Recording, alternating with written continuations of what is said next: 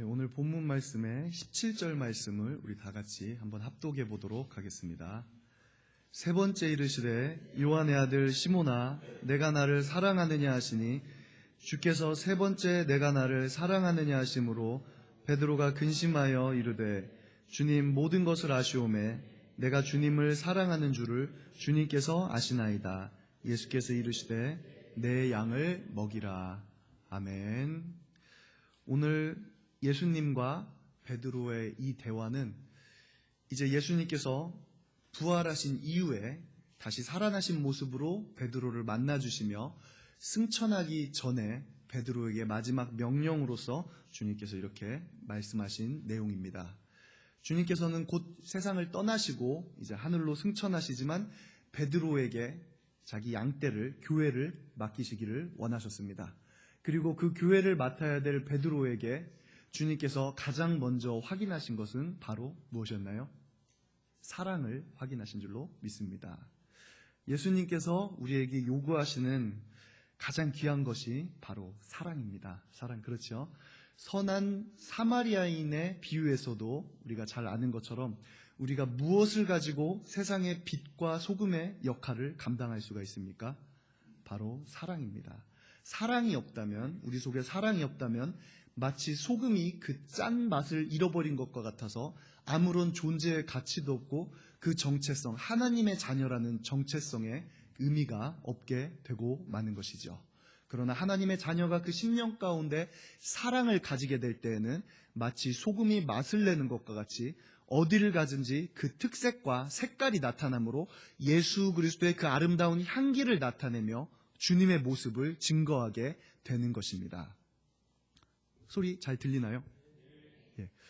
오늘날 세간의 이슈가 되는 많은 내용들이 있습니다. 동성애와 또 낙태죄 폐지라든가 그다음 간통법 폐지, 이거는 벌써 한 6년 정도 지났지요.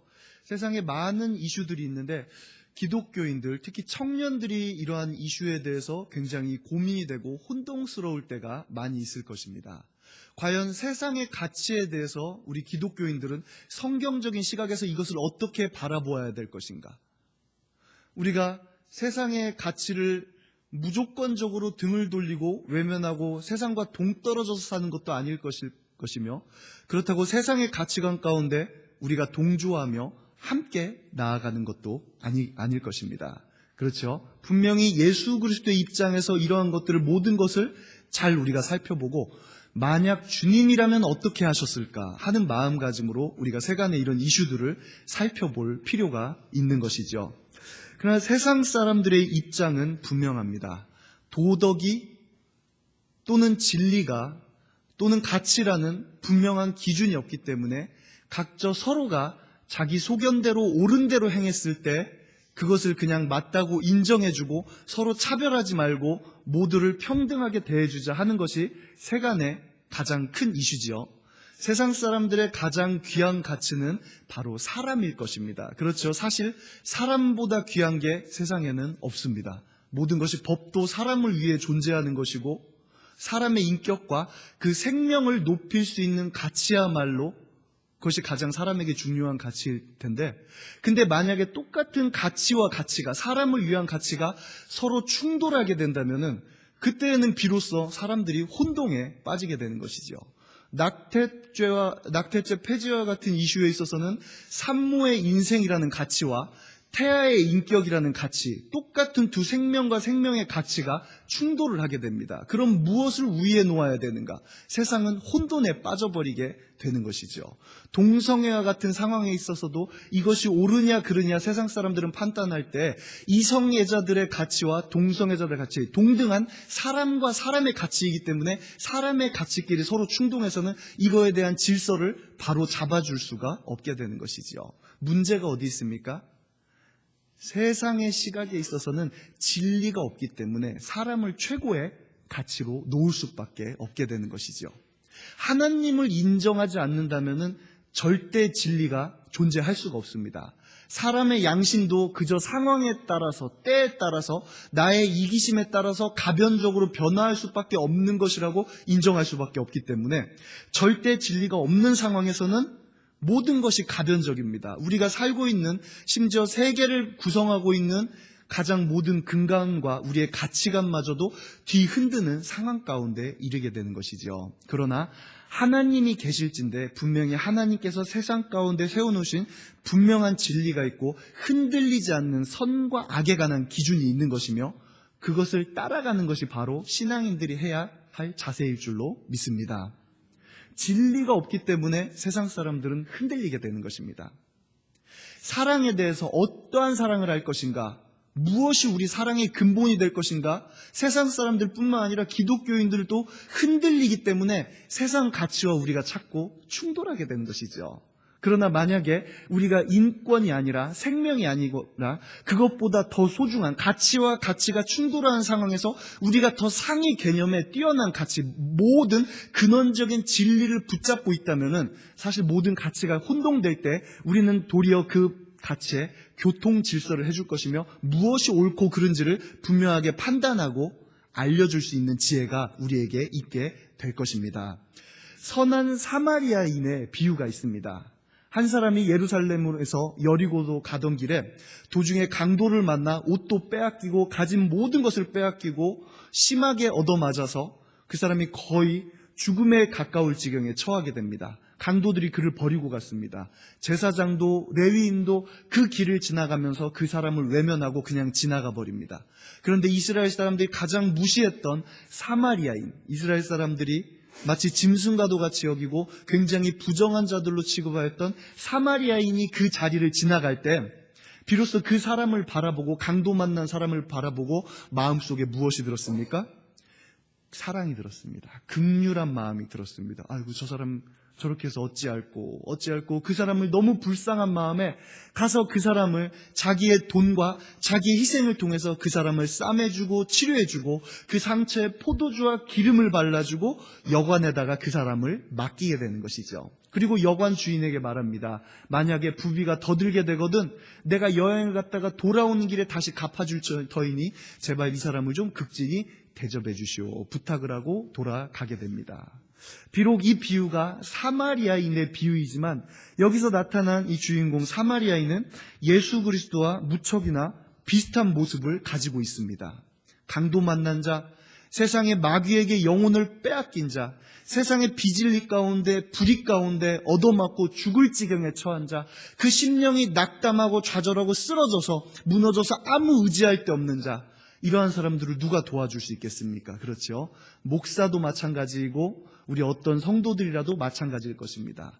아무도 우리에게는 그런 사람을 살려줄 만한 여분의 생명력이 없습니다. 그래서 제사장도 레위인도 그냥 그 사람을 지나갈 수밖에 없었던 것이죠. 그러나 예수 그리스도께서는 그런 강도 만난 심령, 빼앗긴 심령, 죽어가는 심령에게 찾아오셔서 그 심령을 싸매어 주십니다. 그 아픈 상처 가운데 포도주와 같은 주님의 십자가 보혈을 발라주셔서 모든 연약한 상처를 싸매주시고 또 상처가 다시 덧나거나 세상 가운데 아프지 아니하도록 성령으로 기름 부으셔서 주님은 만져주시고 다시 회복시켜주는 것입니다. 그리고 여관과도 같은 교회에다 여관과도 같은 교회에 그 심령을 맡겨주고 주님께서는 그 모든 값을 대신 지불하게 되는 것이죠. 언제까지? 주님 다시 오실 때까지, 내가 올 때까지 이 영혼을 조금 맡아주십시오. 부비가 더 들면 내가 오셔서 갚겠나이다. 예수님께서 항상 말씀하시죠. 인자가 다시 올 그때 의인들이 부활 시에 갚음을 받을 것이다. 주님께서는 말씀하신 줄로 믿습니다. 무엇입니까? 사마리아인의 마음속에 있는 것은 바로 사랑이었습니다. 긍휼이었습니다. 이런 이야기가 세간에 잘못 나가고 또 가나안 성도들에게 잘못 나가서 굳이 예수 그리스도를 믿지 않아도, 제사장이나 레위인이 되지 않아도, 하나님의 백성이 되지 않아도 우리가 사랑을 먼저 행하는 것이 중요한 것 아니겠습니까? 굳이 교회에 다니지 않아도 사랑을 행하는 사람이 밖에 많지 않습니까? 하고 도리어 교회를 비난하는 근거로서 이 말씀이 사용되기도 하지만, 그러나 이 말씀을 비유하신 분이 예수 그리스도라는 점을 바라볼 때는 우리가 결코 그 진리를 간과해서는 안 될 것입니다. 우리의 사랑으로는 아무것도 행할 수가 없습니다. 기독교인들은 철저히 나는 십자가 앞에 죽고 주님 앞에 죄악된 나의 옛 본성과 옛사람은 깨지고 망가지고 죽고 누가 나를 대신하여 살아가는 것입니까? 예수 그리스도께서 나의 인격과 나의 영혼과 나의 가장 존귀한 가치 중심의 자리에 주님께서 임하심으로 주님께서 나를 다스려 주시고 이끌어지는 것이 바로 우리 신앙생활의 중심일 것입니다. 그런데 이것은 관념적인 이야기도 아니고 어떤 상징적인 이야기도 아닙니다. 어떠한 사람들은 세례 받으면은 나에게 하나 증서가 생기고 하나의 보험이 생긴다고 생각을 해서 세례 받은 이후에 신앙생활을 하지 않는 사람도 제가 여러 명 본 적이 있습니다. 아마 외부에 나가서 이렇게 말하겠죠. 내가 교회 다니면서 세례까지 받아본 적이 있다. 경험담과도 같이 무슨 훈장과도 같이 그렇게 이야기를 할 것입니다. 그러나 예수 그리스도를 모신다는 것은 그러한 것이 아니죠. 이거는 가장 실질적인 변화와 천국의 역사, 살아계신 하나님의 성령을 내 안에 모심으로 말하는 이는 너희가 아니요 너희 안에 거하시는 너희 아버지의 성령이시니라. 나를 사랑하사 나를 위해 자기 자신을 버리신 하나님의 아들을 믿는 믿음 가운데 이제 육체를 살아가는 것이 바로 예수 그리스도를 따라가는 자들이 마땅히 가져야 할 행함일 줄로 믿습니다. 그래서 우리는 사랑도 결단코 우리의 사랑으로 행할 수가 없습니다. 나의 사랑과 나의 방식으로는 도리어 우리는 비진리에 가까운 사랑만 할 것이며 진정한 사랑으로 영혼을 구할 수 있는 예수 그리스도의 그 생명과도 같은 사랑을 우리는 할 수 없는 것이지요. 사랑의 반대는 무엇입니까? 미움이죠. 우리가 잘 아는데 사랑의 반대는 미움입니다. 그러나 사랑을 가장 깨트리고 공격하는 치명적인 적은 무엇인 줄 아십니까? 사탄은 언제나 하나님께서 가지고 있는 가장 그 진리들의 가장 유사한 모양, 진리와 가장 유사한 모양으로서 사탄은 우리에게 접근하고 우리를 넘어뜨리고 미혹하는 것이죠. 세상이 가지고 있는 가치 중에 사랑과 가장 비슷한 것이 무엇입니까? 바로 탐심입니다. 탐심이죠.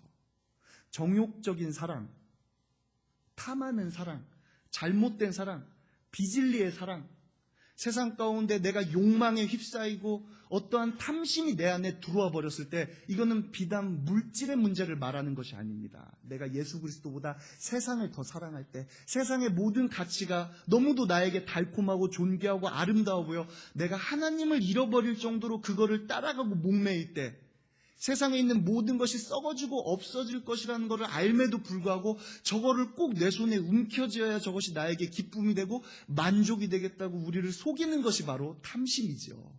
이건 비단 물질의 문제만이 아닐 것입니다. 때로는 사람도 내 앞에 우상이 될 수가 있고 탐심의 근거가 될 수가 있고 또 사람의 인기와 심지어 나의 신앙마저도 나의 신앙과 나의 의로움마저도 우리에게는 탐심의 거리가 되어서 우리를 속이고 하나님의 진리를 멀리하게 만드는 요소로 작용할 수가 있는 것이지요. 세상으로부터 오는 공격이 무엇입니까? 세상의 그릇된 사랑들. 세상 사람들이 가지고 있는 최고의 이슈와 최고의 관심거리는 바로 사랑일 것입니다. 그런데 많은 사람들이 사랑의 상처를 받습니다. 왜 그렇죠? 그것이 진리의 사랑이 아니기 때문에 그렇습니다.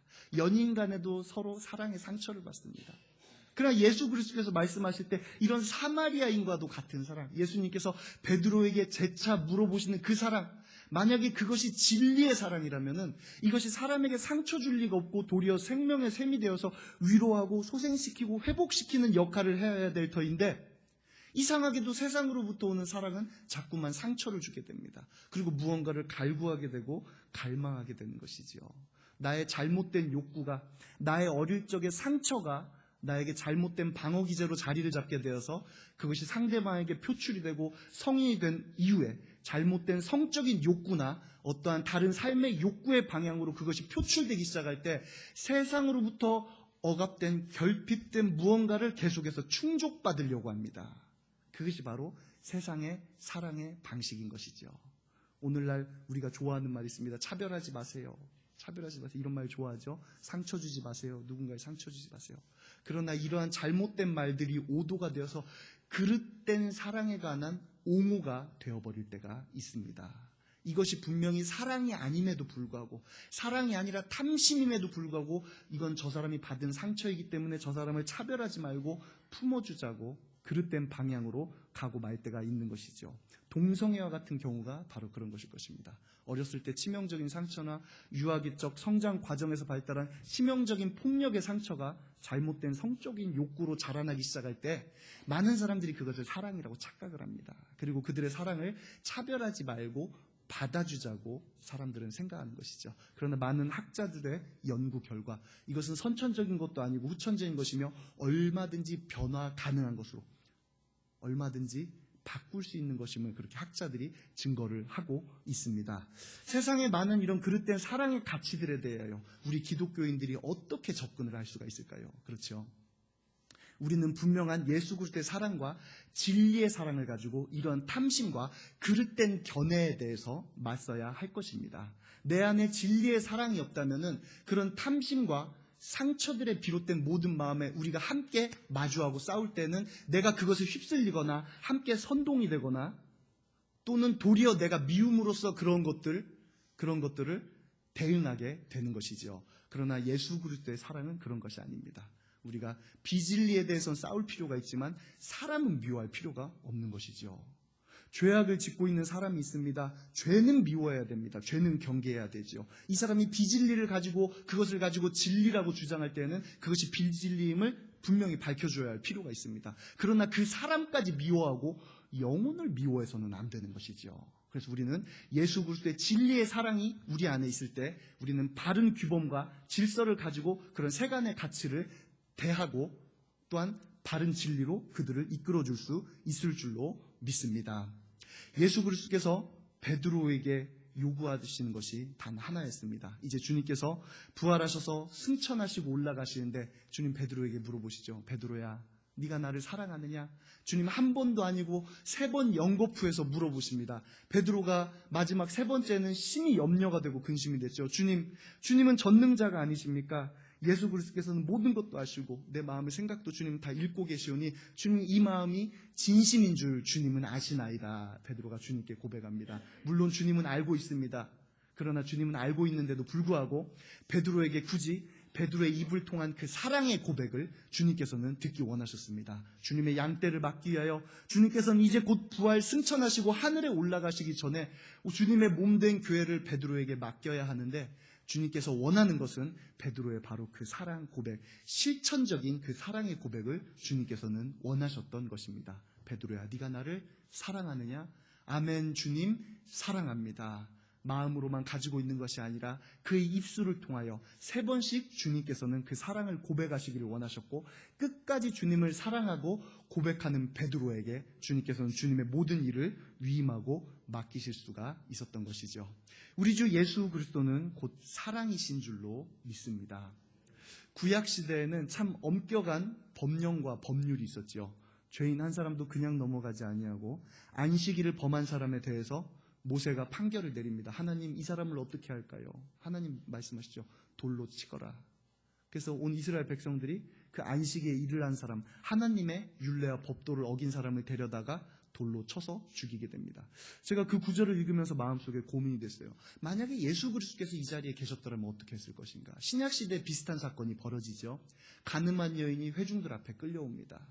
우리는 각자의 자기의 의로 사는 사람들이기 때문에 모두가 자기의 죄와 잘못은 가리워두고 타인의 부정과 불의에 대해서는 맹렬한 비난과 질책으로 행하게 됩니다. 이유가 무엇입니까? 내가 의롭다고 착각하면서 살기 때문에 그렇죠.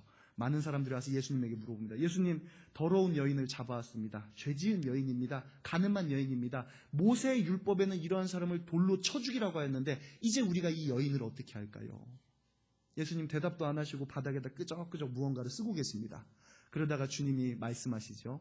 너희 중에 죄 없는 사람이 먼저 돌로 치기를 시작해라. 그랬더니 사람들이 그전까지도 나의 정의를 시행하려던 목적, 이 사회의 악을 제거하고 불의를 제한다는 목적으로 손에 돌을 하나씩 들고 있었던 사람들이 얼마나 마음이 찔리고 부끄러운지 전부 다 돌을 버리고 하나 두 사람씩 가고 마지막에는 전부 다 떠나버리고 가는 중에 잡힌 여인과 예수님 2사람만 남게 됩니다.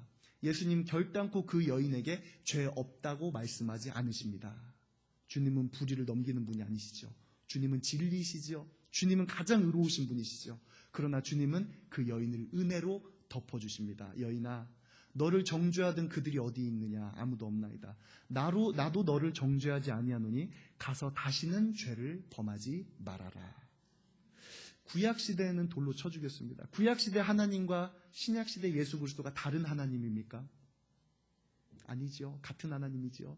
구약시대 예수 그리스도, 구약시대 하나님이 신약시대 육신을 입고 사람의 몸을 입고 오신 것이 바로 예수 그리스도입니다. 왜 그럼 그때는 돌로 쳐 죽이고 지금은 용서해 줍니까? 죄라는 것의 속성이 그렇습니다. 비진리라는 것은 절대로 하나님과 양립을 할 수가 없는 것이지요. 죄가 있는 곳은 하나님의 거룩함이 있을 수가 없습니다. 반드시 죄를 끊어내야만이 이스라엘의 총회 가운데 거룩한 성막을 짓고 하나님의 신이 그 위에 임재하여 하나님께서 그들을 이끌어 주실 수가 있는 것이죠. 반대로 하나님께서 임재하여 계시고 그들 가운데에도 계신데도 불구하고 하나님의 명령을 거역했다는 것은 그건 하나님을 멸시하고 만홀히 여겼다는 뜻이 되게 됩니다. 그래서 둘 중에 하나는 반드시 없어져야 됩니다. 하나님의 거룩함이 없어지거나 죄가 없어지거나. 그래서 하나님께서는 처음에 이스라엘에게 거룩한 율례와 법도를 허락하실 때에도 이스라엘 백성들에게 모세가 두 돌판에 하나님께서 친히 적어주신 하나님의 계명을 가지고 산에서 내려오게 됩니다. 이 계명이 곧 하나님의 사랑이고 하나님의 진리이고 이 계명이 곧 하나님이시니 이제 하나님께서 우리와 함께 거하실 것이다. 너무 기쁘고 즐거운 마음으로 백성들에게 하나님의 말씀을 전달하기 위하여 찾아왔습니다. 그런데 아래쪽에서 시끄러운 소리가 들립니다. 무엇을 하고 있는지 모세와 여호수아가 보니 이스라엘 백성들이 무엇을 하고 있습니까? 우상을 숭배하고 있죠. 금송아지를 만들어서 그것이 하나님이라고 절을 하고 있었습니다. 그때 모세가 이 돌판을 어떻게 합니까? 던져서 깨트려 버립니다. 그건 모세가 성질이 급해서 그런 게 아니에요. 그랬다면 하나님께서 책망하셨겠죠. 하나님의 거룩한 말씀, 언약의 말씀, 하나님께서 현존하심과 그분의 실제하심이 우리와 함께 하시는데 죄악이 가득한 상황에서 이것이 양립할 수가 없는 것이죠. 둘 중에 하나는 죽어야 됩니다. 말씀이 깨져버리거나 언약이 깨져버리거나 아니면 백성들이 죽거나. 그러나 하나님은 백성들이 죽는 걸 원하지 않으십니다. 어떻게든지 백성을 살리기 위하여 하나님의 말씀을 깨트려 버리시고 그거를 다시 적어서 백성을 거룩하게 바꿔서 새로이 허락해 주는 것이죠. 우리 주 예수 그리스도의 거룩성도 마찬가지입니다. 진리의 사랑이라는 것은 그렇습니다. 사랑이라고 해서 모든 죄악도 품어주고 죄도 사랑하고 죄도 용납하고 혼합적이고 짬뽕된 세간의 그런 사랑, 혼동된 사랑을 말하는 것이 아니라 하나님의 진리의 사랑은 가장 거룩하고 순수한 것이지요. 예수 그리스도는 결단코 죄를 간과하지 않으십니다. 그러나 임마누엘 우리 가운데 함께 거하신 하나님께서는 그 죄를 어떻게 하겠다는 말씀이십니까? 다 자기 몸에 짊어지시고 자기가 책임지시겠다는 거예요. 그래서 예수 그리스도 임마누엘이 우리에게 가장 소중하고 존귀한 가치가 있게 되는 것이죠. 하나님이 함께 하신다는 것, 하나님이 사람의 몸을 입고 우리 가운데 오셔서 함께 사신다는 그 의미는 이 우리의 죄와 연약함과 더러움마저도 그분께서 친히 다 감수하시고 감당하시겠다는 그런 의미를 가지고 계신 것입니다. 예수님은 사람의 몸으로 오셔서 함께 사랑하셨습니다. 베드로도 사랑하시고 또 우리에게도 여전히 함께 거하시며 물어보시는 줄로 믿습니다. 네가 나를 사랑하느냐? 너가 나의 진리의 사랑 가운데 참여하겠느냐? 내가 너의 모든 것을 품어주고 사랑해주고 심지어 죄악과 연약한 것마저도 내 몸에 다 짊어지고 이것을 내 몸을 터뜨리고 깨뜨리고 찢어서 내가 이 죄악을 감수하겠다. 대신에 너는 나를 사랑하느냐? 예수 그리스도께서는 오늘날 우리에게 동일하게 질문하시는 줄로 믿습니다. 이 예수 그리스도의 사랑을 10년 가운데 품으시기를 예수님 이름으로 축원합니다. 우리의 사랑으로는 할 수 없습니다. 나의 행위와 내가 사랑해야지 한다고 되는 것이 아닙니다. 그러나 예수 그리스도를 내 10년 가운데 모시고 십자가에 죽으시고 다시 부활하셨다 승천하신 예수 그리스도를 내가 바라볼 때, 주님을 바라볼 때 주님을 향한 그 믿음이, 주님을 바라보는 그 믿음이 주님을 내 안에 실제하게 해주시고 주님을 내 안에 또한 거하시게 하여 줄 줄로 믿습니다. 오직 예수 그리스도 붙잡고 세상의 비진리 가운데 승리하시는 우리 영속교회 모든 성도 여러분들 되시기를 예수님 이름으로 축원합니다. 기도드리겠습니다. 사랑의 하나님 아버지 감사합니다. 세상에는 온갖 비진리가 난무하며 불의와 의를 바꾸며 쓴 것으로 단 것을 삼으며 세상 사람들이 진리와 비진리를 혼동하는 시대에 있습니다. 사람이 최고의 가치가